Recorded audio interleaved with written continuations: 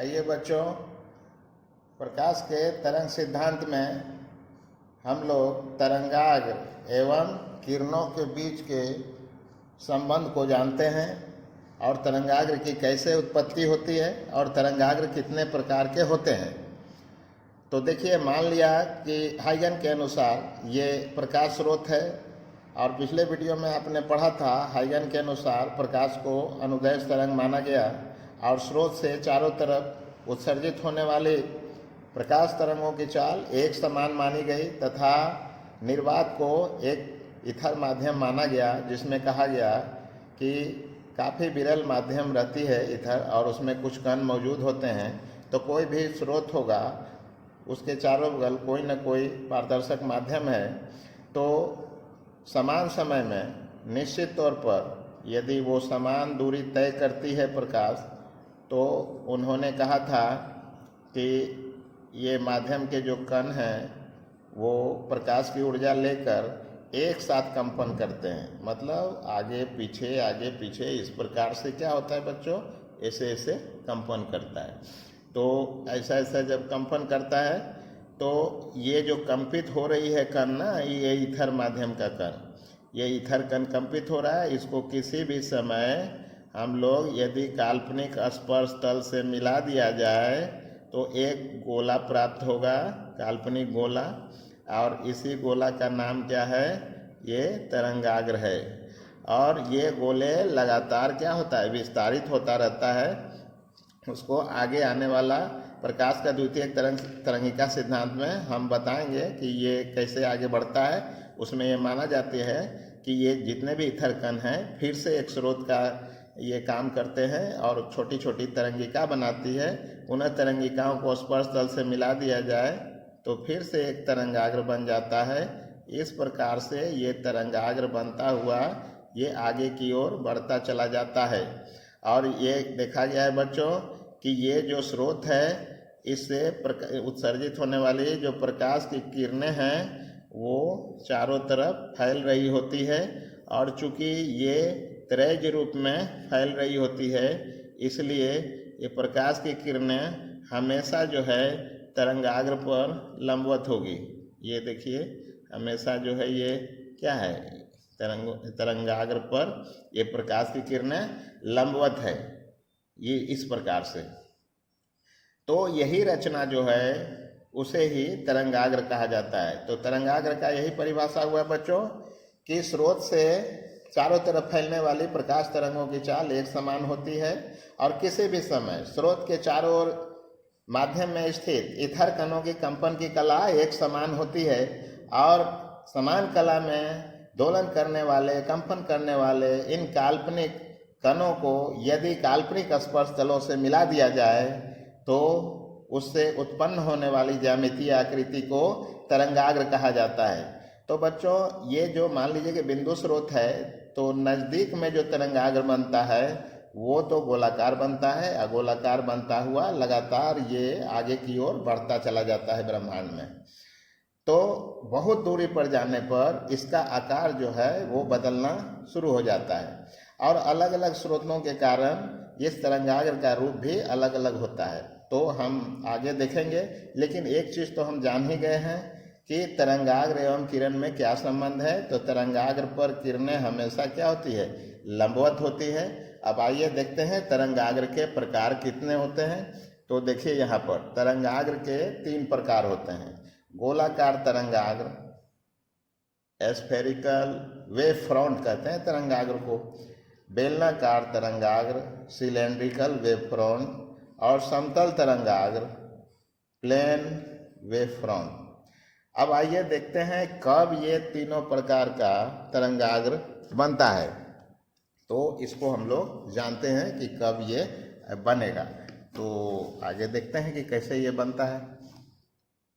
देखिए, सबसे पहले हम लोग देखते हैं गोलाकार, जो अभी देखा भी था आपने, गोलाकार तरंगाग्र को।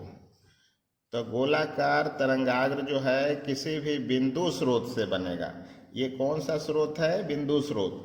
अब बिंदु स्रोत से नज़दीक में देखिए जो इथर का कण होगा जो कंपित कर रहा होगा तो इस प्रकार का तरंगाग्र बनेगा। ये वृत्ताकार नहीं है बच्चों, ये स्फेरिकल है, ये गोला होगा, इस प्रकार से चारों तरफ से फैलेगा, तो इस प्रकार से होगा। और हमेशा जो है प्रकाश की किरणें जो है इस तरंगाग्र पर लंबवत होगी। तो परिभाषा तो आप समझ गए होंगे बच्चों, इसका क्या होगा, किसी बिंदु स्रोत से निकट में उत्पन्न होने वाली तरंगाग्र गोलाकार तरंगाग्र होती है, इस प्रकार से ये परिभाषा हुआ। अब आगे देखते हैं कि दूसरा था हम लोगों का, दूसरा ये ए नंबर था, ये बी नंबर देते हैं। बेलनाकार तरंगाग्र मतलब सिलेंड्रिकल वेव फ्रंट। तो बेलनाकार तरंगाग्र किसी रैखिल स्रोत से बनता है। जैसे कोई काफ़ी पतला रैखिल छिद्र है, ये चमक रहा है, ये काफ़ी पतला छिद्र जैसा चमक रहा है, काफ़ी प्रकाशित है, जैसे कोई स्लिट हो जो प्रकाश से प्रकाशित किया गया हो। तब क्या होता है कि ये पूरा स्रोत का काम करेगा और यहाँ के चारों तरफ समान दूरी पर चारों तरफ जो होगा ये तरंगाग्र बनेगी। जैसे आपको बताते हैं, ये देखिए, अब यहाँ पर क्या होगा, चारों तरफ बनेगी और ये इसका वेव फ्रंट हो गया और इस पर किरणें क्या होगी, लंबवत रूप में आगे की ओर बढ़ेगा इस प्रकार से। और ये लगातार जो है वेव फ्रंट का आकार जो है बढ़ता चला जाएगा, इस प्रकार से बढ़ता चला जाएगा बच्चों, और ये धीरे धीरे क्या होगी, विस्तारित होती चली जाएगी। तो इसका परिभाषा होगा, किसी रैखिल स्रोत से बनने वाला तरंगाग्र बेलनाकार तरंगाग्र कहलाता है और रैखिल स्रोत से परिमित दूरी पर ही बनेगा, माने नज़दीक में ही बनेगा। जैसे नज़दीक में गोलाकार तरंगाग्र बना था, प्रकाश स्रोत से नज़दीक में मतलब निकट में माने परिमित दूरी पर बनने वाला तरंगाग्र गोलाकार था। रैखिल स्रोत से परिमित दूरी पर मतलब निकट में बनने वाला तरंगाग्र बेलनाकार था। तो आइए बच्चों देखते हैं कि ये समतल तरंगाग्र कब बनेगा। समतल तरंगाग्र प्लेन वेव फ्रंट, ये इन्हीं दोनों स्रोतों से बनती है, मतलब बिंदु स्रोत या रैखिल स्रोत से ही बनती है। लेकिन होता क्या है कि यही तरंगाग्र ब्रह्मांड में फैलते हुए बहुत दूरी तक चली जाती है, तो इस तरंगाग्र का एक छोटा हिस्सा जो है वो समतल आकार का दिखाई देता है और इन पर प्रकाश की किरणें जो है वो लंबवत दिखाई पड़ती है। तो ये दूर वाला जो तरंगाग्र है अपरिमित दूरी अर्थात अनंत पर किसी स्रोत से बनने वाला तरंगाग्र समतल तरंगाग्र होगा। और इसमें बेलनाकार तरंगाग्र भी धीरे धीरे जब बढ़ता है तो उसका जो समतल आकार अति दूरी पर प्राप्त होता है उस पर किरणें क्या होती है, लंबवत होती है। तो समतल तरंगाग्र का परिभाषा इस प्रकार से होगा। मान लीजिए तरंगाग्र है तो इस पर किरणें क्या होगी, लंबवत होगी। अब ये तरंगाग्र पर किरणें लंबवत है, आगे की ओर बढ़ रही है।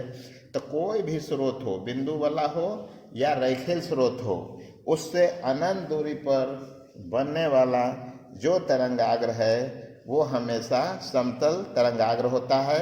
और तभी बोलते हैं बच्चों कि अनंत से आने वाली प्रकाश की किरणें हमेशा एक दूसरे के समांतर होती है। ऐसा हमेशा हम लोग कहते हैं ये अनंत से आने वाली प्रकाश किरण समांतर होती है।